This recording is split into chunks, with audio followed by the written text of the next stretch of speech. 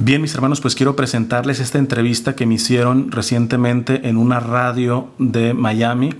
La entrevista fue por teléfono y hago la introducción porque quiero corregir algunas cuestiones que dije en la entrevista.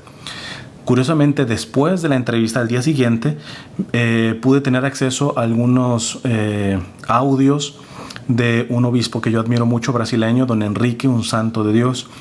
Y curiosamente se tocó el tema del sacerdocio, del sacramento del orden, y me corrigió en algo que yo he venido diciendo pues por muchos años, ¿verdad? Y que evidentemente ya no lo haré, empezando por este mismo video donde hago la corrección. ¿Cuál es la corrección? Yo primero puse de manera indistinta los 3 grados del sacramento del orden, como podemos decir que el primer grado el diaconado, el segundo el presbiterado o el episcopado, o a veces al revés, el primero el episcopado, etc. Y la primera cosa que aprendí de don Enrique, del obispo don Enrique, es de que no, el episcopado siempre es el primer grado del sacerdocio, el presbiterado es el segundo grado del sacerdocio y el diaconado, y ahí viene la segunda corrección, es el tercer grado, pero del sacramento del orden, no entra en el aspecto sacerdotal. Sacerdote, el orden sacerdotal en su plenitud, vamos a decirlo así, solamente abarca los 2 primeros niveles, el primer grado, que es el episcopado, los obispos, y el presbiterado, ¿verdad? Que son los sacerdotes común y corriente que llamamos padres. Pero el diaconado yo lo asumía que era también un nivel del mismo sacerdocio y este obispo mencionaba que no, que el diaconado es parte del sacramento del orden, pero no entra en la parte sacerdotal. Evidentemente, el diácono, como cualquier laico, tenemos el sacerdocio común que recibimos en el bautismo, ¿eh? En el bautismo nos ungen con el crisma para hacernos sacerdotes, profetas y reyes, ¿va? Entonces, ese sacerdocio, evidentemente el diaconado sí, pero yo le estaba aplicando el sacerdocio ministerial también. Y he aprendido con este obispo de que no es así. Entonces, hacer esas solamente 2 aclaraciones. Si hay alguna otra cosa más que tenga que aclarar, no solamente de este video, en otra cosa que esté equivocado doctrinalmente, porque yo no tengo problema en decir opiniones personales, pero siempre dejar claro cuando es opinión personal. Pero cuando estoy diciendo que la iglesia dice esto y en verdad no lo dice, siempre estoy abierto y hasta les pido que me corrijan. Pueden escribirme a contacto.semperfiat@gmail.com y ahí me dicen, mira, doctrinalmente estás equivocado por esto, por esto, por esto. Si hay una argumentación verdaderamente seria y válida, no solamente recibo esa corrección, sino hasta la agradezco, ¿va? Porque si voy a decir que la iglesia cree algo y realmente no lo cree de esa manera, pues soy el primero que me tengo que corregir, ¿va? Porque en este punto no se valen las opiniones personales, ¿va? Entonces, pues esto quería hacer la corrección, ¿verdad? Hablé de tantas cosas, ahí me disculparán, ¿verdad? O sea, yo creo que la entrevistadora no había visto suficiente material mío. Bueno, se interesó por lo del celibato, pero no se había enterado de que soy muy propenso a cantinflear. Entonces verán que la entrevista hablo de todo y todo, pues es una ventana abierta al mundo secular y me dejé guiar o pretendí dejarme guiar por el Espíritu Santo. No sé si lo logré, pero para que pudiera ser una voz en un medio secular de comunicación. En fin, listo, con esto los dejo. Si les sirve la entrevista, pues que sea toda la gloria para Dios. Que Dios les bendiga. En Actualidad Radio, 10:40 AM, otra hora, en el programa de El Profe Morales.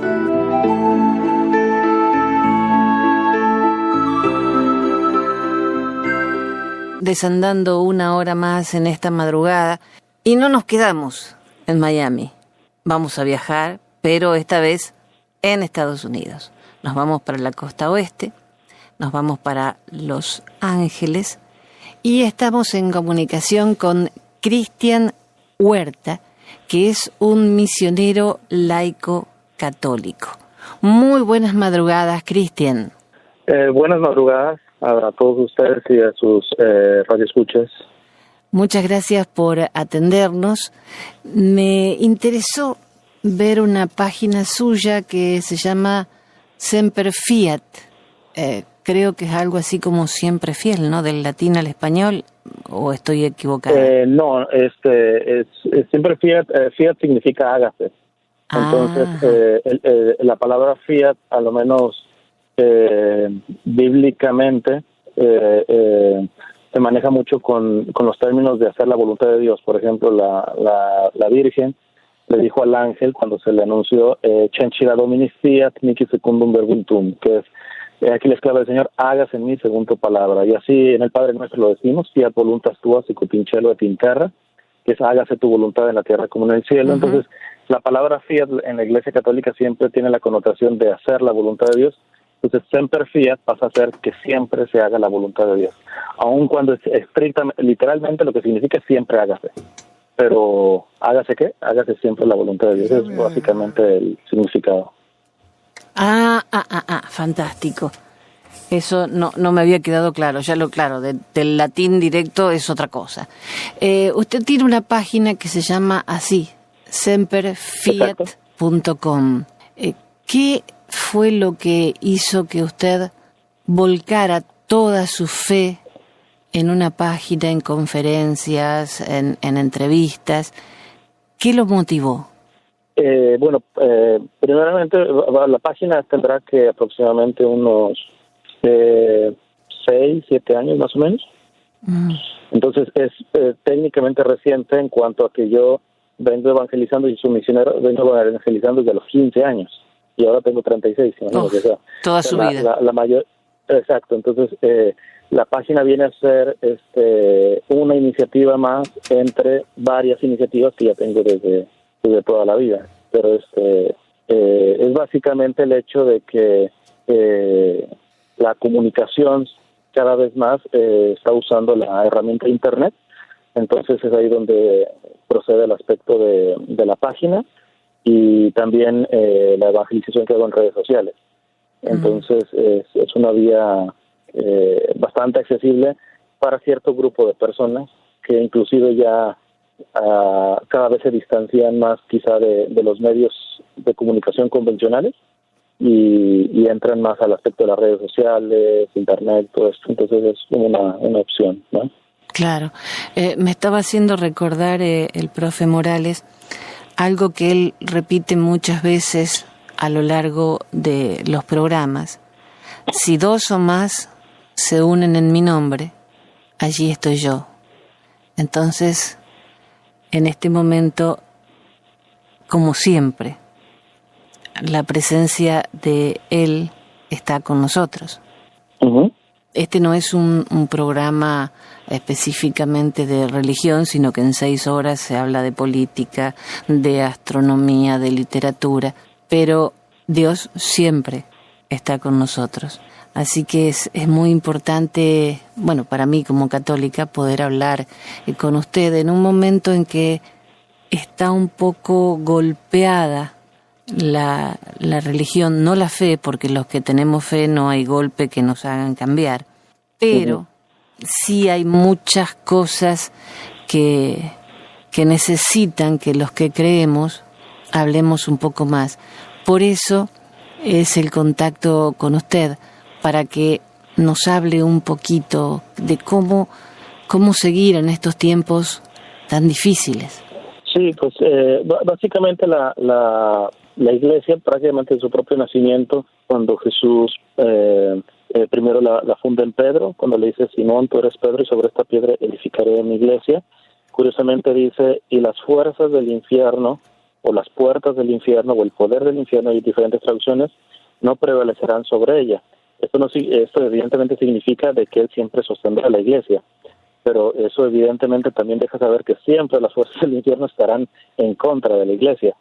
Y esto simplemente es que en la historia de la Iglesia mayoritariamente los ataques han venido de fuera, pero también en la historia de la Iglesia, y me parece que son los ataques más fuertes o más contundentes, es cuando vienen de los propios hijos de la Iglesia. Eso mismo. Entonces, y desafortunadamente ahora la crisis, al menos en mi perspectiva, no me preocupa tanto la leña del árbol caído que quieran hacer la gente de fuera, que no es católica, sino al interior, ¿verdad? Entonces ahí sí me parece que Dios, siempre cuando está pasando este tipo de cuestiones, genera un tipo de purificación al interior, porque la renovación no puede ser simplemente por afuera o maquillada o estar bien. Inclusive la iglesia nunca, si la iglesia está bien con el mundo, algo está mal. Entonces la iglesia siempre es un signo de contradicción. Entonces, o sea, si el mismo, hay un santo español que se llama San Juan de Ávila, es doctor de la iglesia, del siglo XVI, él decía una cuestión, decía,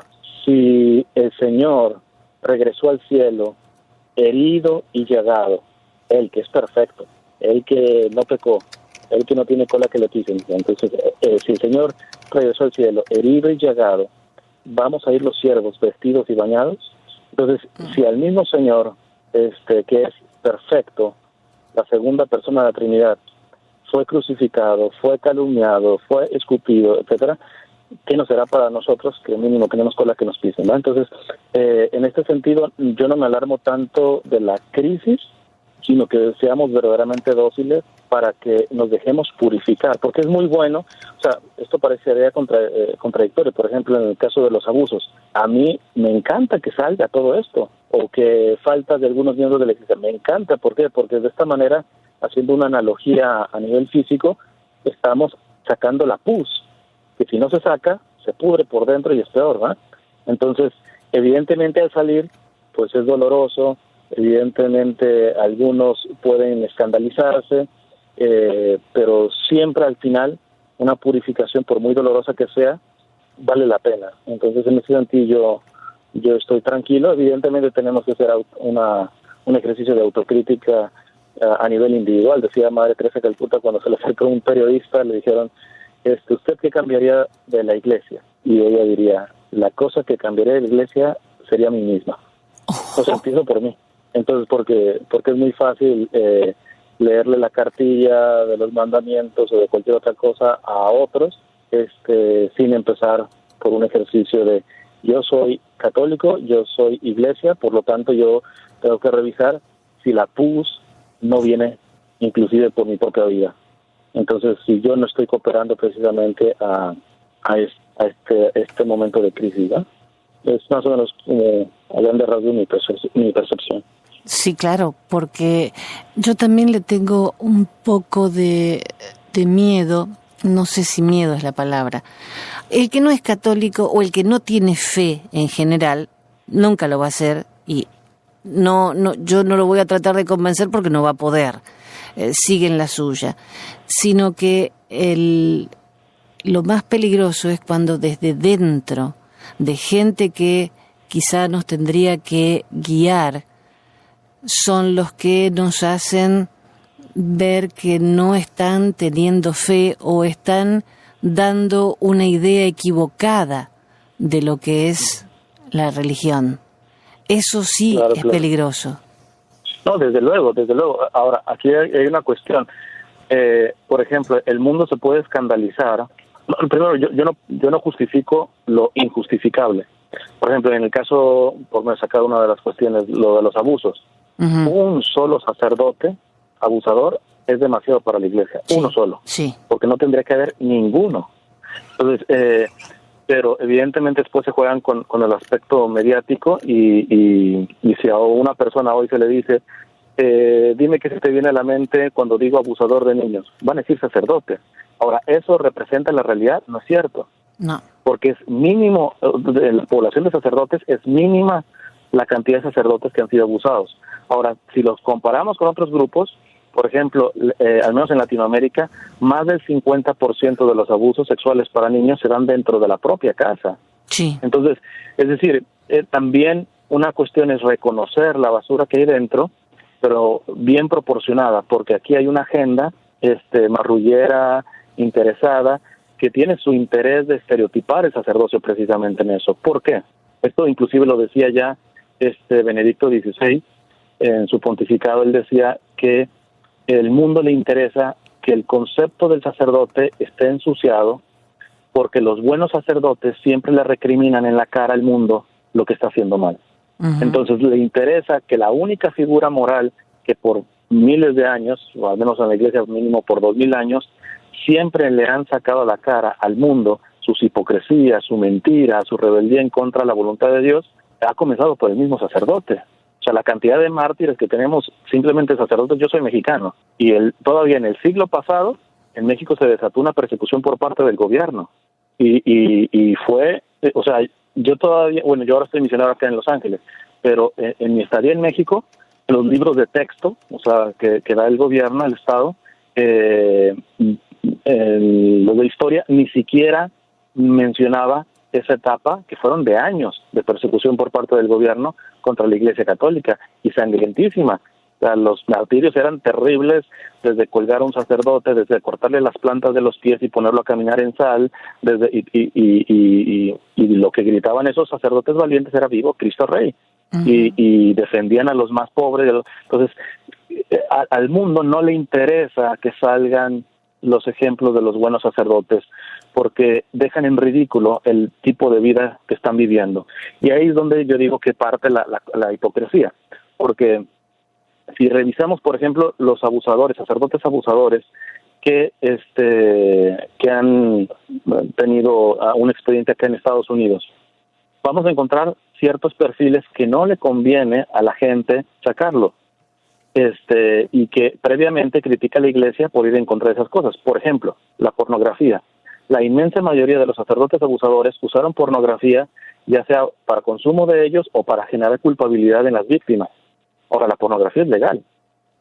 O sea, yo recientemente participé en un congreso de trata de personas, y yo le decía a un policía que dio una charla sobre monitoreo que hacen a nivel de Internet para detectar la pornografía infantil. Yo le digo: ¿no crees que hay una hipocresía? Porque nadie pasa pornografía normal a pornografía infantil sin antes ver la mentada pornografía normal.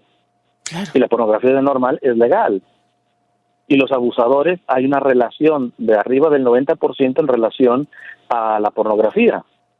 Entonces, y cuando la Iglesia va en contra de la pornografía, ¿cuál es el grito del mundo? Retrógradas, son medievales, etcétera. Pero cuando vienen los frutos de la pornografía, ahí sí sacan el látigo. Entonces hay una hipocresía en ese sentido. Otro aspecto que para muchos será muy delicado, pero quieren vender el hecho de que esto es un problema, por ejemplo, del celibato, y eso es mentira. El sacerdote abusador no abusó por ser célibe o porque le falte una mujer, porque para empezar, actualmente el 50% de los matrimonios se divorcia y la primera causa es la infidelidad. Que alguien me explique, si tiene esposa, ¿por qué tiene que ser infiel con otra? Entonces aquí la cuestión está en el problema no es el celibato. La mayoría de los sacerdotes que han abusado son homosexuales. Yo con esto no estoy diciendo que el homosexual es igual a abusador. No. Yo planteo un dato que está ahí en los mismos informes que se han sacado. La mayoría de los sacerdotes que han abusado son homosexuales, y el abuso se dio con niños, varones. Uh-huh. Entonces, pero eso no le interesa al mundo decirlo. De hecho, pueden después reprimir o cancelar o cohibir, ese tipo de cuestiones. ¿Por qué? Porque ahí ya se les sale el plan que tienen con esta agenda. Entonces, me parece que ciertamente la Iglesia tiene que ser muy autocrítica. Me parece que tiene que haber una reforma, inclusive desde los propios seminarios, porque el mismo Papa Francisco ha hablado de que un seminarista no puede estar en un seminario con un tipo de mentalidad como burócrata. Es decir, que como que va ascendiendo y un cargo como si fuera un oficio. Sí, claro, una profesión. El sacerdocio no es un oficio, el sacerdocio es una vocación. Y entonces, sí se tienen que hacer cambios al interior de la Iglesia, pero me parece que si le vamos a dar una lectura a toda esta cuestión, tenemos que abrirla como la fotografía mucho más amplia, y vamos a descubrir que hay tanto de verdad, que tanto de mentira, cómo se mueven ciertas agendas a nivel político también respecto de esto. Entonces, así a grandes rasgos lo que le puedo decir. Hablando del celibato, no es un dogma de fe, pero es necesario. Ya, no es un dogma de fe, es una disciplina de la Iglesia. Es decir, el día de mañana el Papa sin problema puede decir que los sacerdotes se pueden casar, que de hecho, voy a hacer rapidito un paréntesis, en la Iglesia hay sacerdotes casados, en la Iglesia Católica. Uh-huh. Porque la Iglesia Católica tiene su rama del rito oriental, y en el rito oriental se les permite estar casado a los sacerdotes, ¿no? Entonces, en el rito latino, que es el que nos corresponde a nosotros, por ejemplo, tenemos lo que llamamos diáconos permanentes que pueden estar casados. El sacerdocio, para empezar, tiene 3 niveles: el diaconado, el presbiterado y el episcopado. Los sacerdotes comunes y corrientes que conocemos es el segundo grado, que es el presbiterado. El episcopado son los obispos. Ya lo que es cardenal, papa y todo eso son nombramientos, no es propiamente del sacramento del orden sacerdotal. Pero en el diaconado hay diáconos transitorios, que son los que van a pasar al segundo grado, que es el sacerdocio, y hay diáconos permanentes, que son pueden ser solteros, pero si son solteros no se pueden casar. Si ya son casados pueden ser diáconos, y por ejemplo si llegan a enviudar y sus hijos ya están viviendo por sí mismos y todo eso, se le puede dar el segundo grado del sacerdocio, que es el presbiterado. Entonces, vamos a decir que la realidad de celibato versus sacerdocio en realidad es un espejismo que a veces se vende, ¿verdad? Porque la Iglesia no tiene problema en el hecho de que haya, estrictamente hablando, sacerdotes casados en segundo nivel, como en el rito oriental, o sacerdotes en primer grado, que está, o en tercer grado, dependiendo de cómo se vea, que es el diaconado permanente. Ahora, ¿cuál es la razón propiamente de la disciplina? La disciplina, sin lugar a dudas, ha beneficiado, porque si estamos hablando de que los problemas a nivel de los sacerdotes que han cometido delitos o infidelidades a su mismo sacerdocio, es precisamente la identidad con su sacerdocio. Entonces, hay una encíclica que escribió el Papa, hoy ya recién canonizado, San Pablo VI, el Papa Pablo VI. Él, después de la crisis del Concilio Vaticano II, también los tiempos turbulentos de los años 60, sobre todo el mayo del 68 y todo esto, de las revoluciones que hubo una crisis en el sacerdocio y salieron muchos sacerdotes, dejaron el sacerdocio, y él escribió una encíclica muy pequeñita, muy delgadita, pero que es una bendición, se llama Celibato Sacerdotal. Y nomás retomo una cuestión, por ejemplo, que dice en esa encíclica. Dice, ciertamente el sacerdote, debido también al celibato, puede llegar a experimentar momentos de soledad. Dice, pero no le faltará el respaldo de su padre en la fe, el obispo, de sus hermanos en el sacerdocio, es decir, los demás sacerdotes, y del pueblo de Dios. Pero si le llegara a faltar la ayuda de su obispo, la comprensión de sus hermanos sacerdotes y el amor del pueblo de Dios, que se alegre, porque si se ha hecho sacerdote es para hacer semejante a Cristo, y Cristo en el momento más importante de su vida se quedó absolutamente solo. Sí. Evidentemente esto, para entenderlo a profundidad, tiene que haber un mínimo de fe, porque habríamos que decir que el primer célibe en este sentido es Jesucristo. Jesucristo no se casó. Uh-huh. Después hubo otros, el discípulo más joven de Jesús, Juan, no se casó. San Pablo tampoco.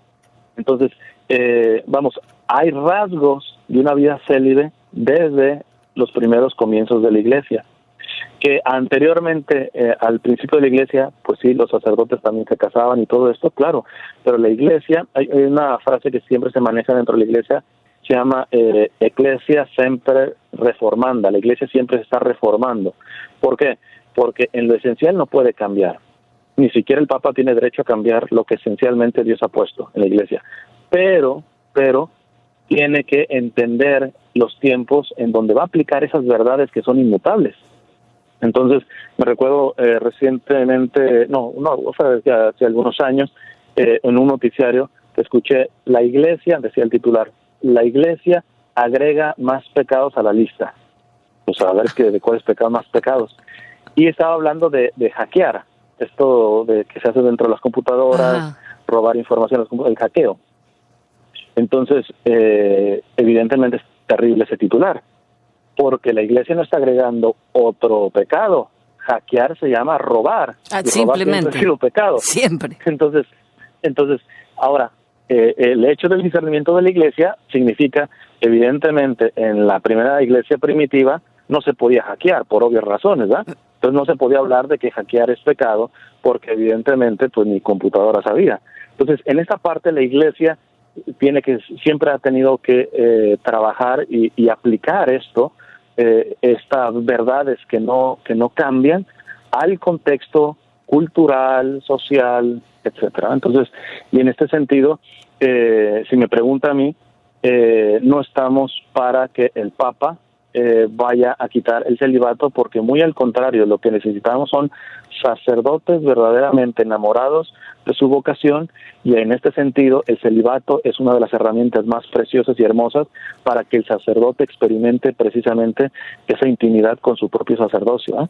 Ahora, Cristian, O sea, yo tengo dígame. una sola cuestión. O sea, si una persona quiere ser sacerdote, sabe que una de las condiciones es el celibato. Entonces, si yo acepto eso, no es que mañana me cambien la regla de juego y me dicen, no, ahora no podés casarte. El que elige ser sacerdote sabe que el celibato Claro. es una condición sí o sí. No es que se puso a último momento y me tomó desprevenido y yo no sabía. Entonces, no Claro, entiendo. no, evidentemente eso está claro, o sea, no hay un engaño en ese sentido. Pero, por ejemplo, no diré nombres, ¿verdad? Para guardar la privacidad, pero curiosamente en Miami, yo estuve también por un tiempo misionando en Miami, y me tocó ese tiempo en donde un sacerdote bastante famoso lo encontraron con una mujer, y después hasta inclusive se fue de la iglesia, se fue a otra iglesia para poderse casar con la mujer, y un montón de cuestiones. Y en algunos de los argumentos que él ponía, cuando le decían exactamente el argumento perfecto que está diciendo usted, de sentido común básico, oiga, padre, pero usted sabía que desde el seminario no le engañaron, usted sabía que el sacerdote tenía que permanecer célibe. Entonces, y él decía, sí, pero precisamente por eso el sacerdote, él abogaba porque el celibato fuera opcional. Lo que tenemos que ver es que yo no soy el mismo, daba el argumento, a los 20 años que a los 40. Perfecto. Uno va madurando en el criterio, y de pronto yo a los 40 veo que no puedo llevar el celibato. Entonces, pero yo lo acepto eso, pero renuncie. No, yo tampoco. Yo le puedo contestar prácticamente. De hecho, yo se lo dije. Él se terminó molestando y me terminó bloqueando. Pero aquí hay una cuestión. Vamos poniendo la parte un poquito más comprensiva. Por ejemplo, con ese sacerdote. Listo, a los 40 años, por la mentada crisis de los 40 que se menciona también, ves que, no sé, no puedes con el celibato. Listo, la iglesia tiene procedimientos para que metas tu caso y pueda haber una dispensa. Claro. Y dejes, el sacerdote no va a poder dejar de ser nunca, porque el sacramento del sacerdocio le llaman, como el bautismo, imprime carácter, o sea, no se borra nunca, ni en el cielo se borra. En el cielo el bautizado será bautizado para toda la vida. El sacerdocio es igual. Entonces, un sacerdote será sacerdote para siempre. Lo que se hace es que se le dispensa precisamente de su vida activa sacerdotal, vamos a decirlo así. Y de hecho, en una emergencia, ese sacerdote que ha recibido la dispensa para ya no ejercer como sacerdote, tiene la obligación de administrar los sacramentos, porque el sacerdote no ha dejado de ser, no lo puede dejar de ser nunca. Entonces, ese sacerdote que se fue a otra iglesia apostató y evidentemente pone en riesgo hasta su propia salvación, pero sacerdote es, eso no se lo va a poder quitar nunca. Entonces, ¿qué pasa aquí? Que la iglesia tiene las vías para poder hacer las cosas correctas. Okay, si tú verdaderamente no se puede, evidentemente anteriormente tendría que haber un acompañamiento porque puede ser cuestiones de crisis. El mismo Papa Francisco recientemente, en el último viaje pastoral que hizo por esas partes de Europa, de Lituania, Letonia, todo esto, curiosamente dio una homilía a consagrados, y a los sacerdotes les dijo: cuiden mucho de monitorear su corazón del virus de la tristeza. Wow. Dice, porque la tristeza los puede llevar a algo peor, que es a encerrarse, a no recibir ayuda, a no dejarse ayudar, que me parece que mucho pasó también por este sacerdote. Entonces, aquí la cuestión está, el ayudar, el dejar ayudar, sobre todo cuando vienen esos cambios psicológicos, porque evidentemente uno no puede ser lo mismo a los 15 que a los 40, ¿va? Pero la iglesia es madre y la iglesia acompaña precisamente para pasar esa etapa de crisis, porque crisis estrictamente no es ni buena ni mala, depende de cómo se pase la crisis. La crisis pueden ayudar para mucho bien, y una crisis se puede salir sumamente fortalecido. Ahora hay que ver si el sacerdote que tiene una crisis por su edad o por lo que sea respecto al celibato, verdaderamente tiene la docilidad para dejarse ayudar. Entonces, primero es esa cuestión. Ahora, la segunda cuestión es, lo que nutre el mismo sacerdocio va más allá de los cambios psicológicos, que es el aspecto espiritual. O sea, yo la fe que tengo a los 15 años, si la voy fortaleciendo, si la voy verdaderamente nutriendo, a los 40 años la tendré fortalecida, aun cuando en mi área psicológica pueda tener dudas, pueda estar pasando una crisis, inclusive cuando físicamente pueda estar, pues evidentemente ya con achaques del cuerpo y todo eso, pero la fe es incólume en este sentido. Y ahí sí podemos decir que hay una crisis de fe y que a veces parte desde los propios seminarios, ¿no? Pues ahí sí me parece que la iglesia tiene que trabajar, porque que es lo que toca mucho el Papa Francisco, cuando un seminarista está entrando, no sé, porque quiere tener a lo menos las necesidades básicas resueltas, ¿verdad? Casa, vestido y sustento. No, pues listo, me meto ahí y al menos no me va a faltar eso. O hay gente que yo conocí, inclusive seminaristas, que ya tienen hasta dibujado su escudo de obispo, o sea, todavía ni son sacerdotes, y están pensando, o sea, están viendo el sacerdocio como una carrera profesional, como un aspecto burocrático, y eso hace mucho daño, porque el sacerdocio es una vocación, es un llamado. Entonces, en ese sentido, el hecho de identificar lo que hace propio al sacerdote, la identidad propia del sacerdote, es lo que está fallando, me parece. Entonces, ahora, yo sí creo que debería Benedicto XVI, allá por los años 60, todavía no era ni obispo, era un sacerdote, profesor en una universidad. Joseph Ratzinger decía, el futuro de la iglesia es una iglesia pequeña, pero más auténtica. Y esto lo aplicaría también al sacerdocio. Uh-huh. En esta purificación que hay, es bueno que se empiece a ver qué sacerdotes realmente se van a comprometer con su sacerdocio, y los que no, pues decimos en México ahuecando el ala, ¿va? O sea, sí. Haciendo para una... ¿Por qué? Porque bastan pocos sacerdotes, pero bien comprometidos, para seguir alimentando fuertemente nuestra fe católica, en ese sentido, ¿eh? Se hace más un sacerdote comprometido que 10,000 no comprometidos. Entonces, en este sentido, porque yo escucho mucho el argumento, pero es que si no van a ser flexibles con esto del celibato y todo eso, se pierden muchas vocaciones y al rato no tienen sacerdotes, yo no me preocuparía de eso. En la historia de la iglesia se ha comprobado que pocos sacerdotes verdaderamente santos, comprometidos, verdaderamente hacen florecer impresionantemente la iglesia. La iglesia nunca se ha movido por números. Empezaron 12. Sí. No precisamente ni los más capacitados, ni los más jóvenes, salvo Juan.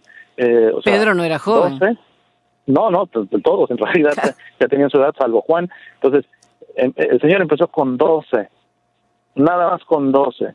Y 12 encendieron a todo un imperio, que es el Imperio Romano, ¿eh? Entonces, en todo lo que cubría, que prácticamente era todo la tierra por conocer en ese tiempo. Entonces, y fue solamente con el propio testimonio, muchas veces, bueno, en este caso, salvo Juan, todos derramando la sangre. Entonces, es ahí donde yo creo que está la clave de interpretación de esto, ¿eh? Cuando el sacerdocio se ve como un oficio, evidentemente este sacerdote que yo menciono fue otra iglesia, en este caso episcopal, porque hay que decir la verdad, que él estaba buscando poder calmar su conciencia en cuanto a que no ha dejado el sacerdocio. En verdad, él cuando celebra las misas en la iglesia episcopal, es una caricatura en este sentido, porque ni siquiera la iglesia episcopal cree en la real transubstanciación de la Eucaristía que nosotros en la misa creemos. O sea que, para empezar, eso ahí está mal. Pero quería calmar calmar su conciencia por esa parte, pero a la vez tener su mujer, pero a la vez tener su salario, pero, o sea, entonces son muchos los intereses de su plan personal, cuando el sacerdote tendría que estar dispuesto a dar hasta la propia vida, a quedarse sin un céntimo, a dar la vida por las ovejas, a dejarse triturar. Y eso no solamente así como a regañadientes, hasta feliz de poder pasar por esos padecimientos, ¿no? Cristian, el domingo pasado fue la canonización de Monseñor Óscar Romero, mártir salvadoreño. Exacto, un ejemplo. Mejor que esto imposible. Claro. Esto Eso sí es un ejemplo de porque él inclusive llegó a decirlo, y me encanta porque yo a Monseñor Romero lo estimo mucho porque yo le digo a la gente que es un mártir que sigue siendo martirizado. Porque evidentemente cuando estuvo en vida lo martirizaron dentro y fuera de la iglesia, sobre todo con calumnias. Uf. De que si era comunista, que si todo eso. Entonces, cuando él mismo decía, yo sé que me van a matar, ahora no sé si la izquierda o la derecha, porque evidentemente él hablaba la verdad y le pegaba a veces de a los dos la izquierda claro. y a la derecha, él estaba con la verdad y punto, ¿eh? Entonces, sabía que incomodaba a los dos lados. Y entonces, por eso recibió muchas calumnias en vida. Después, o sea, es un tipo de martirio. Después viene el martirio, pues real, le arrebatan la vida en plena misa, lo asesinan. Y después, su proceso tardó tanto de beatificación y canonización precisamente porque siguieron las calumnias, dentro y fuera de la iglesia. Y aún ahorita canonizado, siguen las calumnias. Yo acabo de escuchar inclusive gente católica diciendo, no, él era comunista y todo eso. O sea, para mí, por eso lo aprecio mucho, porque él de alguna manera hasta en su fama sigue padeciendo, aún de ahora canonizado. Pero nadie puede negar la autenticidad del mensaje cristiano en la propia carne y el propio testimonio de Monseñor Romero. Bueno, pero si él era, comunista, Cristo fue comunista, lo mío es tuyo y lo tuyo es mío, pero en el verdadero sentido, no en lo que después se convirtió.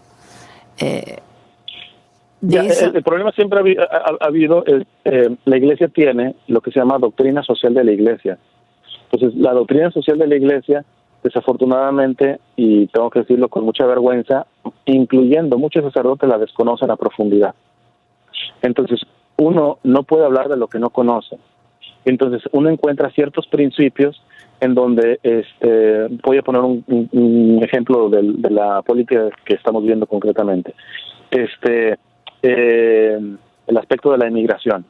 La Iglesia, en su doctrina social de la Iglesia, reconoce el derecho de los pueblos a proteger sus fronteras, ¿verdad? Pero reconoce también el derecho a la libre movilidad y del bien común. Entonces, la soberanía nacional es una especie de propiedad privada y la Iglesia cree en la propiedad privada, pero dice que no es absoluta. La propiedad privada solamente es legítima, lícita, buena, siempre y cuando esté supeditada al bien común. En el momento que ya no esté para el bien común, ya la propiedad privada no es justificable. Entonces, porque inclusive Juan Pablo II habló de un concepto. Nadie puede decir que Juan Pablo II es comunista, porque gracias a él se tiró lo del muro de Berlín. Correcto. Y todo esto, él mismo padeció el comunismo. Pues nadie puede decir que Juan Pablo II es comunista. Y ese mismo Juan Pablo II empezó a usar un término que hoy pocos les gusta mencionarlo, que es capitalismo salvaje. Un capitalismo que es, pues sí, propiedad privada y todo esto, y hay un aspecto de competencia y de especulación a nivel económico y todo eso, en donde ya no es el ser humano que está en el centro, sino la ganancia, el capital, el dinero. Y cuando el dinero, la ganancia o el capital está en el centro y no el ser humano, se cometen cantidad de injusticias que la Iglesia no puede callar.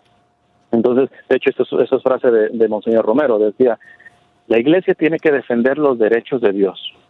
Por lo tanto, tiene que defender los mandamientos. Cuando ves los mandamientos, te das cuenta que ahí están respaldados los derechos humanos. Por lo tanto, defender los derechos de Dios sin defender los derechos del ser humano es una contradicción. La Iglesia siempre tendrá que dar la cara, incluyendo a que la sacrifiquen, a la crucifiquen y todo eso, por los derechos de Dios y en automático, por consecuencia, los derechos del ser humano. Venga, si se está violando la dignidad de un ser humano en cualquiera de sus dimensiones, venga del comunismo, del capitalismo, del socialismo, de lo que sea, la Iglesia tiene que pegar el grito. La Iglesia tiene que mantener una distancia respecto a la política, y que es muy sana, que es lo que llamamos una sana laicidad, pero lo que tenemos que decir es de que los países hoy no tienen laicidad, hoy tienen laicismo. ¿Qué es el laicismo? O sea, la laicidad es, no se promueve propiamente una fe concreta.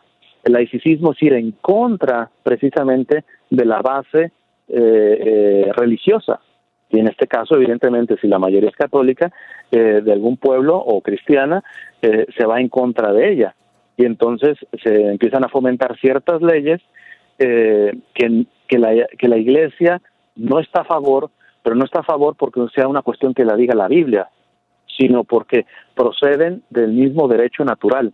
Por ejemplo, la Iglesia nunca puede estar a favor del aborto, ¿no? O sea, un católico que diga, yo estoy a favor del aborto, no eres católico, en ese sentido. Ahora, un católico está en contra del aborto porque la Biblia se lo dice, porque hay una encíclica papal que se lo dice, no. O sea, podríamos todavía tener más razones si agarramos la Biblia y las encíclicas, pero solo el recto uso de la razón, el derecho natural, nos hace ver, y la misma ciencia, biología propia, que desde la concepción hay un ser humano, desde la concepción hasta su muerte natural.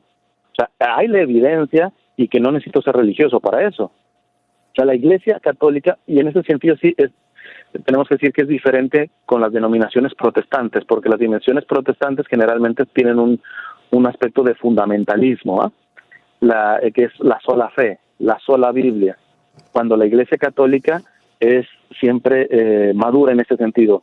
De hecho, Juan Pablo II sacó una encíclica que se llama Fe y Razón, y él decía que el católico tiene que volar con esas dos alas, la fe y la razón. Si la ala de la razón está más grande que el de la fe, tú no vas a razonar, tú vas a racionalizar, y el racionalismo es un extremismo, es un fanatismo. Ahora, si la ala de la fe está más grande que la de la razón, tú no tienes fe, tú tienes fideísmo, y el fideísmo es un fanatismo. Los que tiraron las torres, o los que se ponen bombas en nombre de Alá y toda la cuestión, están convencidos que lo hacen con fe. Sí, claro. Pero ¿dónde está la razón? Se han quedado solamente con la fe. Es sumamente peligroso usar solamente una de estas dos ramas. Y la única institución que verdaderamente apela a este aspecto de verdadero equilibrio, de verdadera madurez, de usar la fe y la razón, es la Iglesia católica. Por eso estorba tanto, Entonces, pues son cuestiones como bastante pues amplias, pero el católico siempre tiene que ser un católico integral. O sea, mi experiencia, lo menos como misionero acá en los Estados Unidos, creo que es muy aspecto de la cultura de los Estados Unidos, es reducir a ciertas cajitas, yo les llamo, o áreas. Si yo tengo la cajita de el dinero, la cajita del trabajo, la cajita del estudio, la cajita de la iglesia, la cajita de los amigos, etcétera. Y esa no es la percepción de la Iglesia. La percepción de la Iglesia es, en todas las áreas, sea dinero, sexualidad, amigos, familia y todo esto, tiene que estar impregnada la fe. Porque la fe corresponde a lo que Dios quiere. Y nadie le da clases al inventor del orden. Yo uso una frase que yo creo que si en algo estamos de acuerdo todos los seres humanos, es de que queremos ser felices. Pues nadie le va a dar clases de felicidad a quien la inventó, ¿ok? Entonces, es decir, la Iglesia, aun cuando inclusive el ser humano no entienda por qué Dios ha puesto un orden en la sexualidad, en la economía, en el aspecto social, o sea, que pone principios propiamente y después nos da una razón capaz de poder usarla.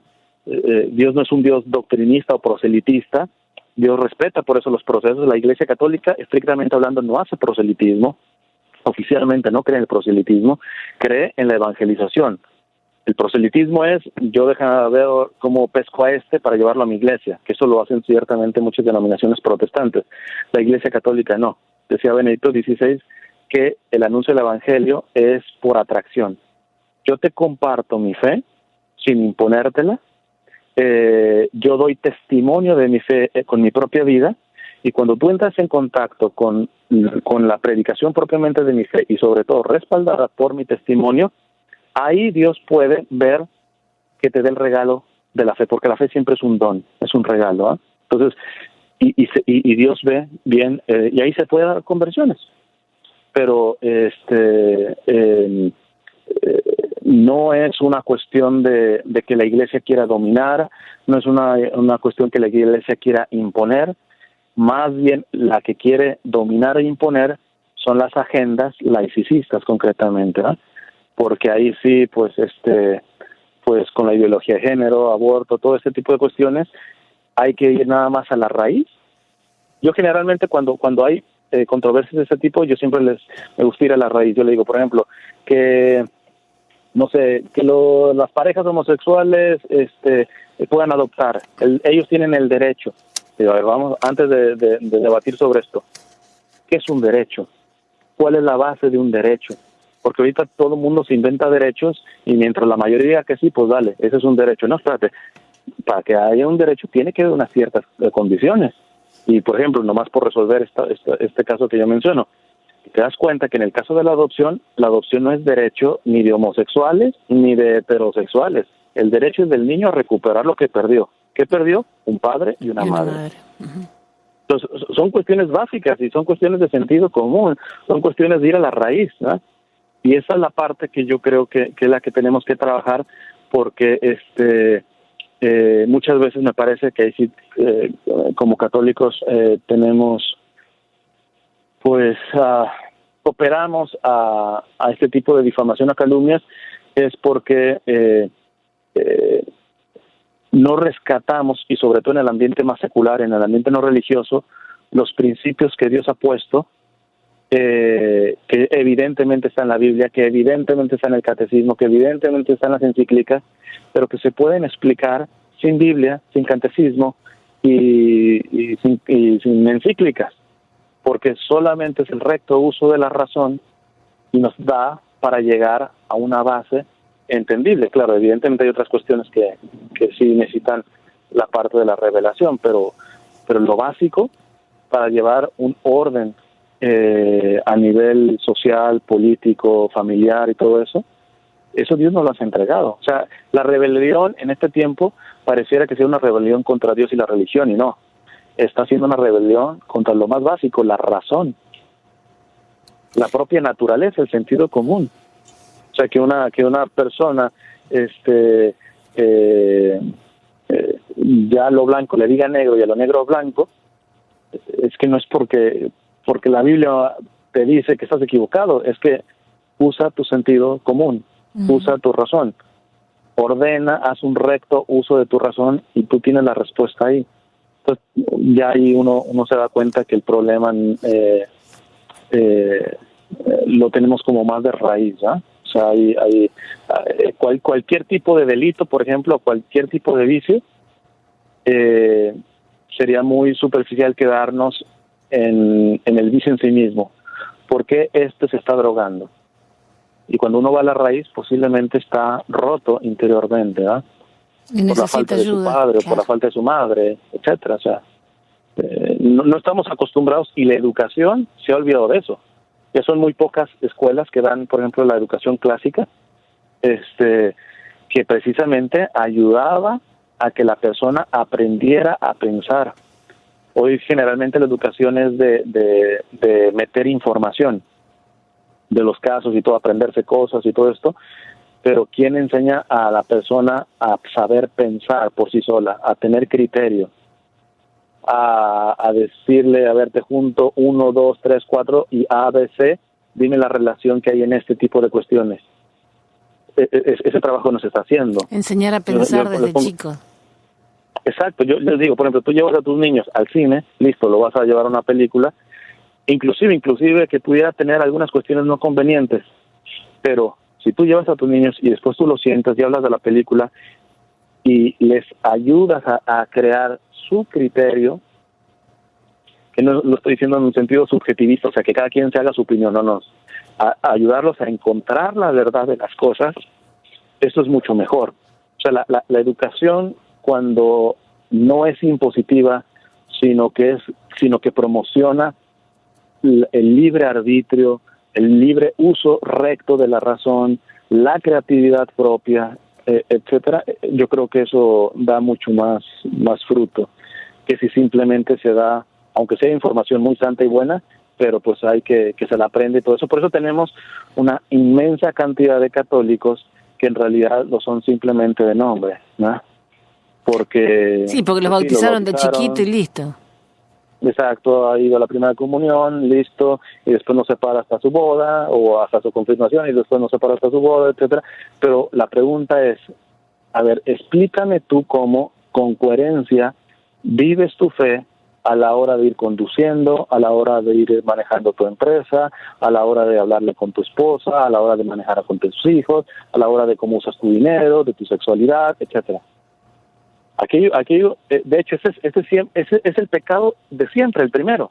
¿Cuál es el primer pecado que se cometió, evidentemente, ya no digo por los seres humanos, sino hasta por los propios ángeles? Satanás, Dios no creó demonios, son demonios ángeles que se rebelaron. Han caído. Es el aspecto de la soberbia.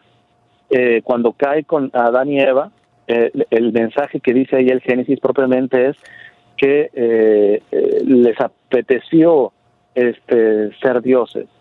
Entonces la tentación siempre del ser humano es ser Dios de sí mismo. O sea, a mí nadie que me ponga reglas, yo soy Dios de mí mismo, pero el problema es que ni siquiera, como dice Jesús en uno de sus evangelios, ni siquiera tú puedes alargar un minuto tu vida por tu propia decisión. O sea, ni siquiera tú puedes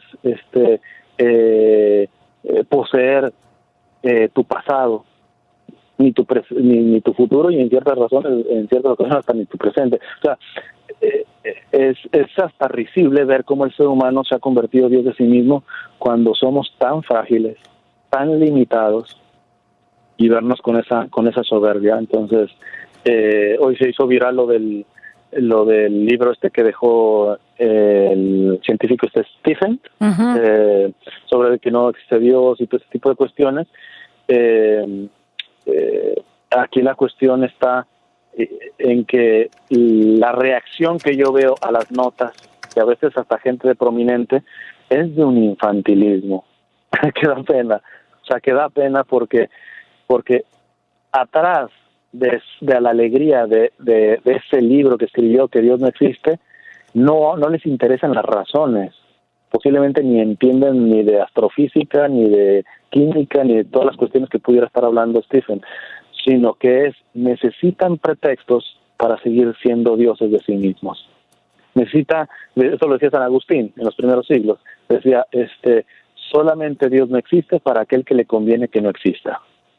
Cuando Dios me estorba a mis planes personales, evidentemente yo agarraré de las ramas que sea para tratar de quitar a ese Dios que tanto me incomoda.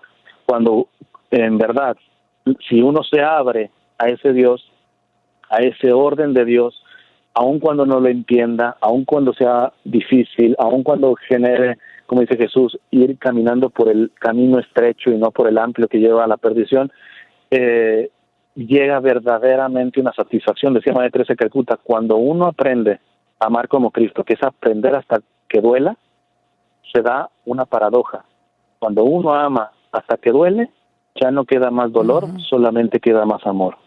Pero eso solamente lo van a decir los que se atreven a hacer eso.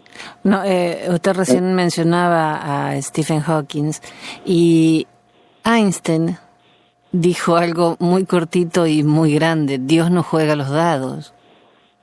Claro. Él dijo, ciencia sin religión está coja, religión sin ciencia está ciega.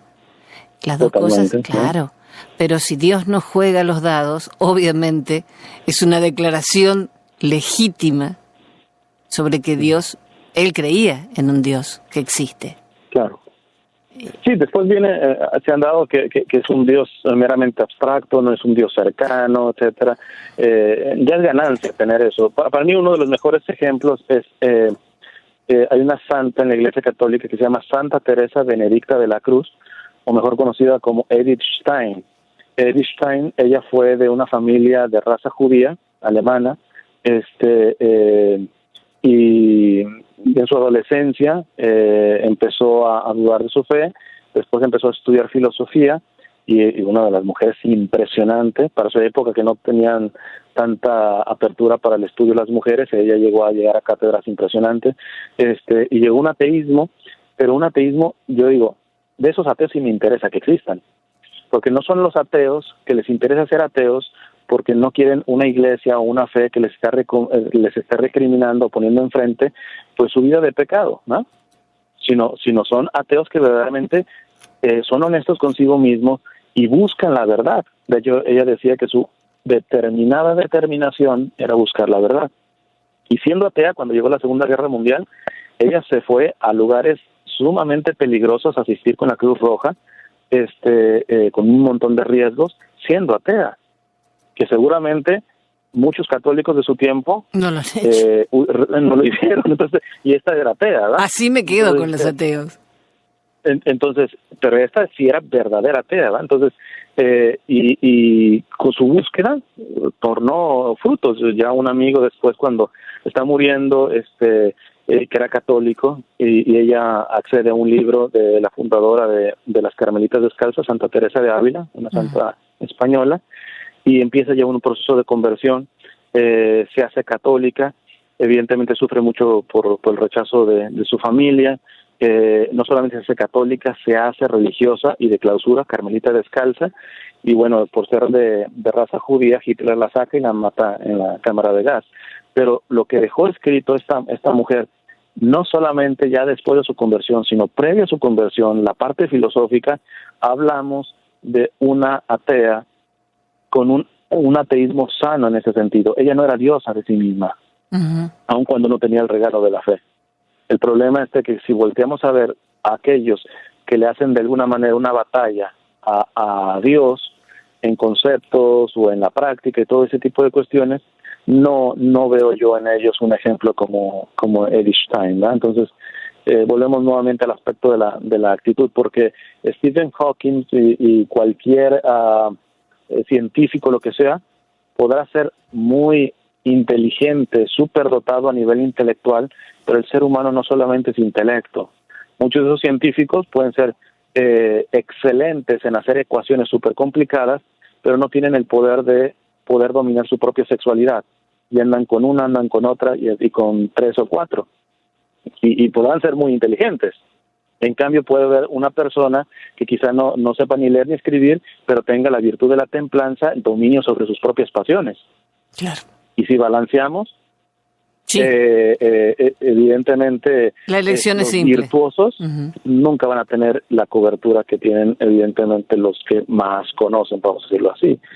Aunque también hay la pueden encontrar por internet, hay una conferencia de un sacerdote jesuita que trabajó para la NASA, el padre Carreira, que responde a muchos de los planteamientos de Stephen. Entonces, porque él menciona que muchas de las cuestiones son meras presuposiciones que hace, o sea, que no son datos estrictamente científicos los que está dando Stephen Hawking. Entonces, vamos, pero es que la él iglesia tiene un conservatorio. Hopkins ya era un milagro. Con su enfermedad y seguir vivo, eso ya es un milagro. Yeah. Claro. No, y de hecho, curiosamente, en esa conferencia que da el padre Carreira, él separa, por ejemplo, las cosas. Él dice, primero, yo quiero admirar a este hombre, bueno, ya falleció, pero esperemos que haya fallecido de muerte natural, porque él se anunció que puede llegar una parte en donde él pudiera optar por la eutanasia. ¿Verdad? Entonces, pero él separa, el padre Carreira, el hecho mismo de la perseverancia de este hombre en cuanto a su enfermedad. Perseverancia que sin lugar a dudas alguien que tiene fe es Dios asistiendo a este hombre. O sea, sería pues bastante triste entender que quizá este hombre se fue de esta vida creyendo que toda la perseverancia, que todo su conocimiento, que todo eso ha sido salido de sus propias manos, ¿verdad? Entonces, tristísimo, porque también hay una cuestión, esto lo llegó a mencionar también Benedicto XVI siendo cardenal, Ratzinger, que es, por ejemplo, la ciencia, hay, por mucho que contribuya, hay que verla dentro de sus límites. La ciencia no lo puede todo. Cuando queremos interpretar toda la realidad desde el aspecto de la ciencia, ya no estamos haciendo ciencia, sino estamos haciendo cientificismo, y eso es un fanatismo. Cristian, se nos fue el tiempo. Ya se nos pasó la hora, se nos voló. Vamos a seguir, si usted nos permite, en otro momento conversando con usted, pero ya se nos fue el tiempo. Estábamos hablando con Cristian Huerta desde Los Ángeles, es un misionero laico católico. Que tenga un maravilloso domingo y muchísimas gracias por su tiempo. Gracias, que Dios les bendiga a todos. Amén. El profe Morales lo acompaña hasta las 6 de la mañana por Actualidad Radio.